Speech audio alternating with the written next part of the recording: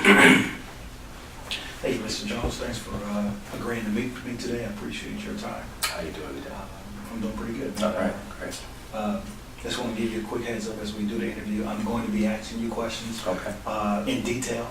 Sure. It may seem like I'm probing a little bit, but it's because I want to get a proper definition of the behavior of concern. Right. And I want to make sure we're going to be on the same page moving forward with coming up with some great intervention plans for these particular behaviors, right? Sure. So thank you. I understand that Johnny here All right. is, we say that he has a lack of ability to follow instructions. Sure. And at the same time, you also mentioned that he has a lack of classroom participation. Right. Okay.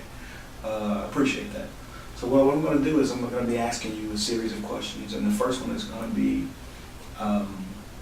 is to describe this behavior that Johnny exhibits, and I'm going to ask you more questions after that. So can you give me a good? Can you describe this particular behavior that or non-behavior? Well, it's pretty much like when Johnny comes to class, we start with an actual assignment. His actually being able to follow instructions is an issue, because even when it's written on the board, I told him he doesn't seem to participate or take the proper actions when asked to. So if I ask Johnny to get a paintbrush, all the other kids are sitting down. Okay, don't draw on the paper or don't write on the paper until I tell you it's okay. He does not follow those. If I ask him to move over to the corner, it takes him 5 minutes, you know. So everything is based on how he wants to do things, opposed to following instructions or taking instructions from authority. So I think.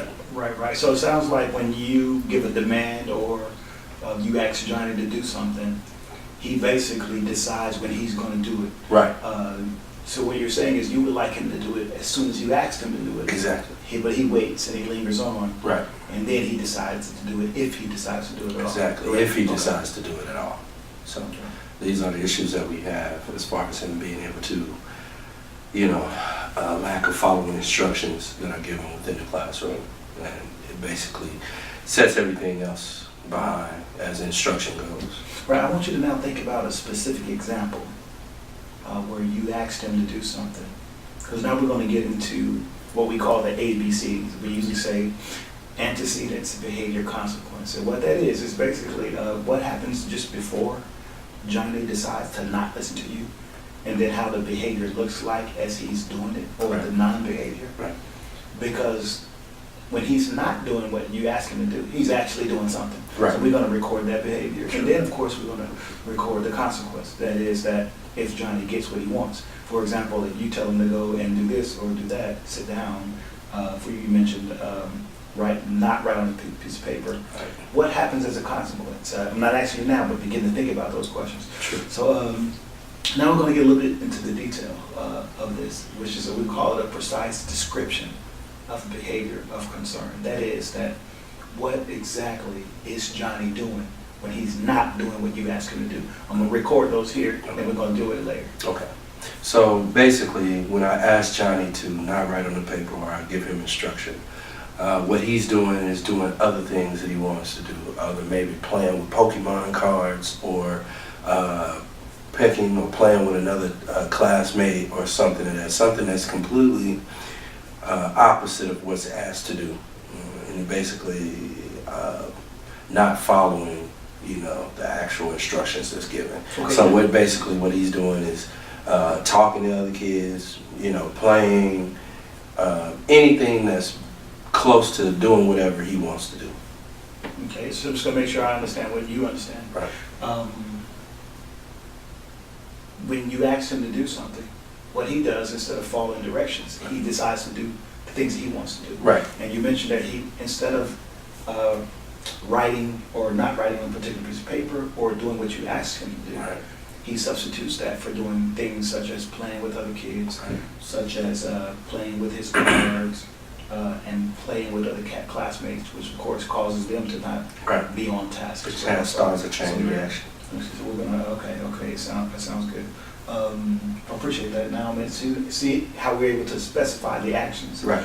Now that we at a point where I can understand, like you understand, I can observe the behavior and I can take notes. I can take notes with regard to the behavior happening or not happening, and then, but it gives me a functional definition, or of the this particular behavior that he's exhibiting. Now, is there any other problem behaviors that I want to write down? Because we can target all these at different times. We can target them throughout the year. Is there anything else that we want to note about any other target behaviors that we would set? I think that's about it. It would be the poor class participation and lack of following instructions when given. Okay, so we got playing with cards. Is a Yeah. behavior? Yeah, we have playing with cards. Playing with classmates. Playing with classmates, So what do you running mean by- around the classroom. Okay, run exactly. If I ask him to stop, it's more or less like, hey, come on, Johnny, sit down. He'll walk around the classroom. Running in class. So one other thing, when you say playing with a classmate, what does that look like? Basically, chit-chatting, talking too loud, going back and forth, maybe tag each other.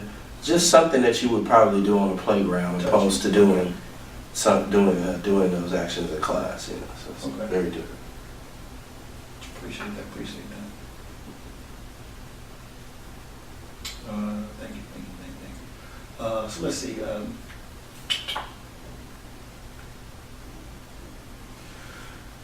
For you, I know it's definitely been frustrating being a teacher and not being able to get everybody on the same page. Right. Can you score that for me on a score of 1 to 10? I mean, behaviors such as the 5 that we mentioned. We mentioned playing with cards. We mentioned running in class. We mentioned chit chat. If you can pick the top 3 of those on a scale of 1 to 10, for example, running in class. Right. What level on a scale of 1 to 10 is that the severity? The severity of his running in class is about a 6. Yeah, that's What about playing with classmates, such as touching them, chit-chatting and things like yeah. that? We say about a 4 or 5. I would just say a 4. 4 would be more or less like that. Because all this equals, Right. see, because the whole idea is to paint that all of these behaviors, Right. it equals Right. lack of following instructions, Right, right? It right. equals lack of participation. True. These are the things that's happening Right. instead of, what about playing cards? That was your rank right there. Playing cards is every blue moon, so I would say that's about a 3. No, 3. Yeah. Okay. So it looks like you're on a scale of 1 to 10. Some of the main things we want to focus on is the idea that he's running in class True. and he's playing. Right. Okay. Sounds great as it relates to our priority list. Now we can see that we got a priority list. We can start focusing on those behaviors Right. that is giving you the most problems. And we Sure. can see if we can intervene and help with those particular behaviors. Okay, now let's talk about the setting. I understand that you observe him oftentimes at recess and in the classroom. Right. Okay, for right now, let's talk about the classroom setting, because the setting is a big deal. Sometimes we may find that kids are become disruptive. It may just be the fact that there's a huge eraser on his desk, or perhaps there's a magazine right to his right that he likes, and only he can see that magazine, and so it invokes types of behavior. So we want to make sure that we get the setting, much details about the setting as possible, and so we can look at variables with regard to the setting, because sometimes we can alter that setting, and you may get a huge difference in behavior just because of one variable in the setting. So let's see. So let's talk about the setting. Now think about this. I want you to begin to think, because this is a classroom setting. You can be thinking about when he's in his desk or when he's not in his desk, when they first get in the classroom or when they leave the classroom. What setting, or is the behavior something like running in class, is that most likely to occur? Anything unique about the setting? The setting usually becomes when we're actually doing like an art project. So I think that sometimes Johnny might think of the art project as Problematic or problematic or something that he can't do. So I also noticed that when it's things that they believe they're not good at, they will, he will take take a different approach opposed to following what's supposed to be done and doing what needs to be done is what's asked of him. He'll act out. This will become the part where he'll go to sharpen his pencil and don't return to the seat, walk around the class. So if we're doing things as far as art, it's an issue.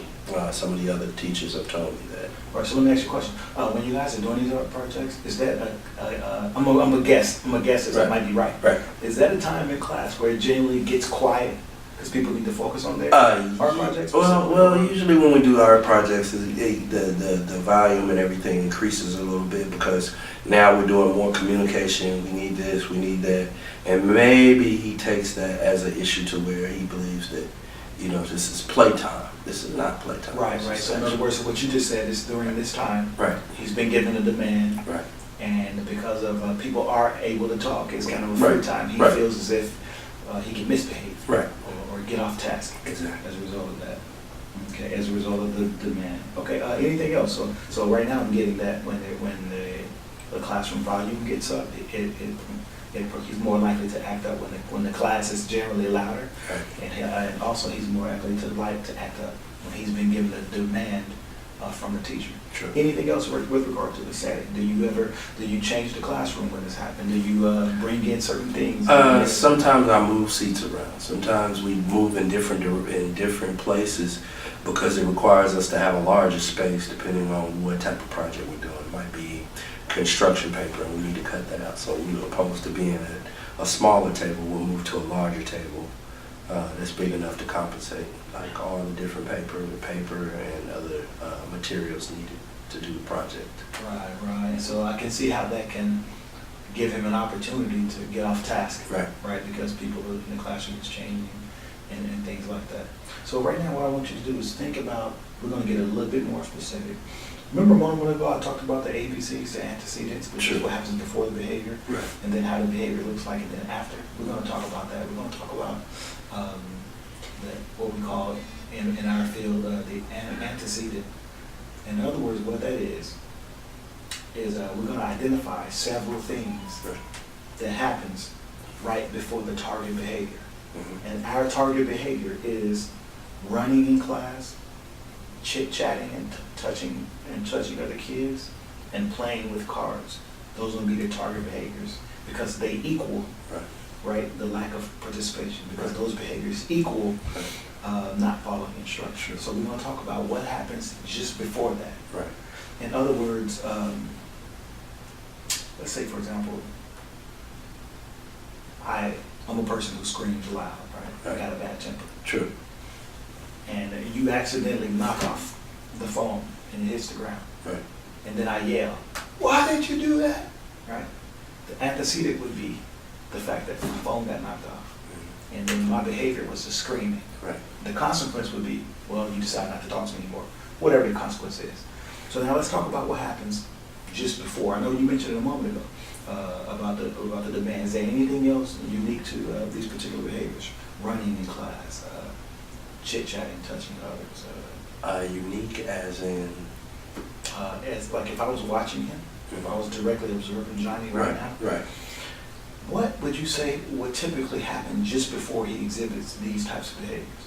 Right before, you'll probably see him wandering off, like just looking as if, like uninterested, maybe a little puzzled about what's to be done, or ask a question 3 or 4 times that have already been stated, like, okay, what you need to do is fold the paper.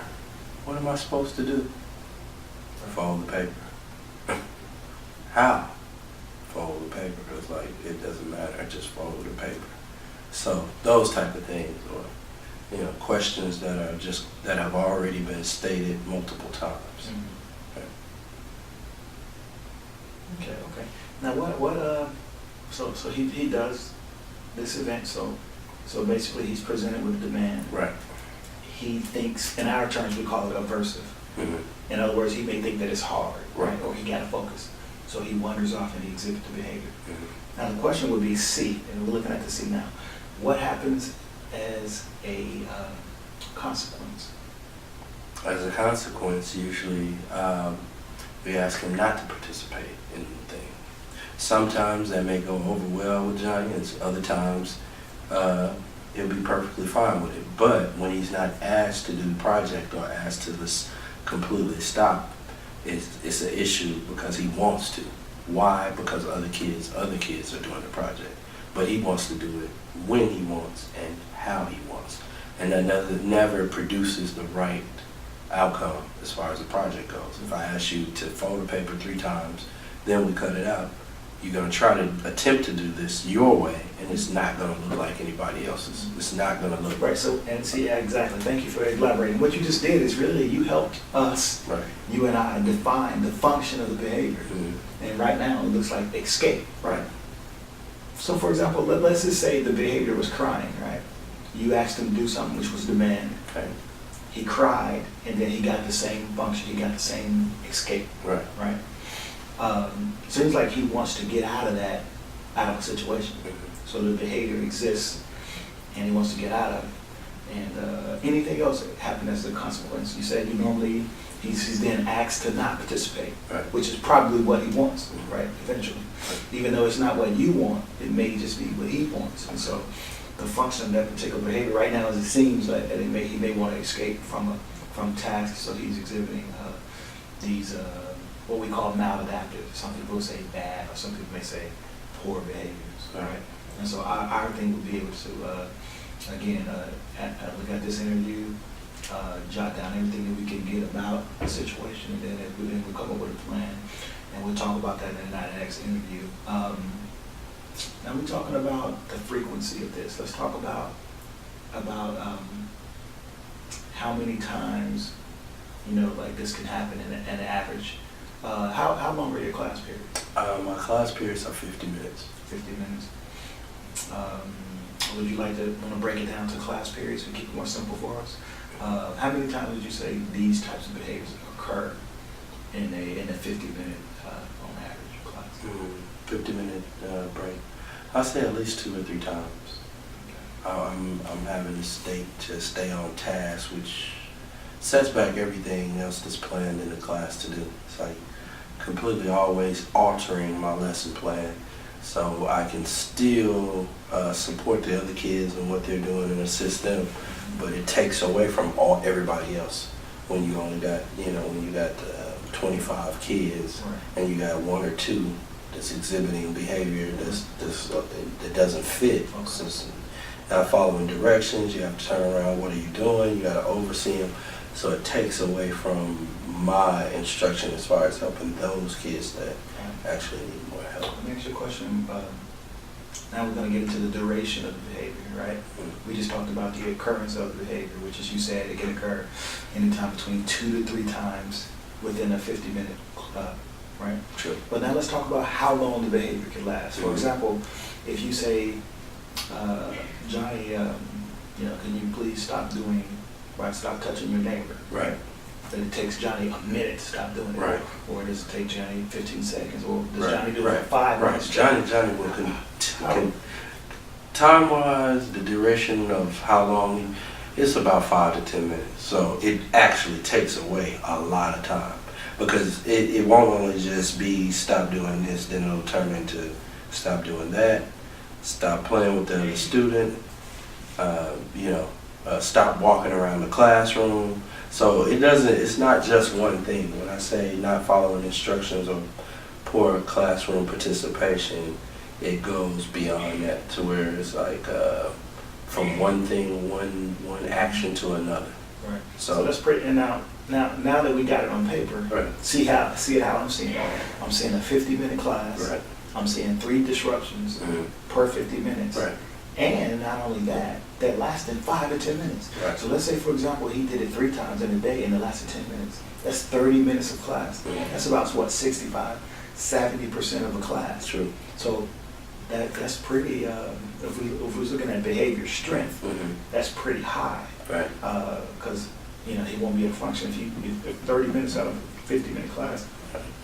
You're exhibiting a maladaptive behavior, right, then we're going to say it has a high strength level. Right. That is, that it is potent, right, enough to keep them really distracted. Sure. So what I'm going to do is now for this last question, I'm just going to basically summarize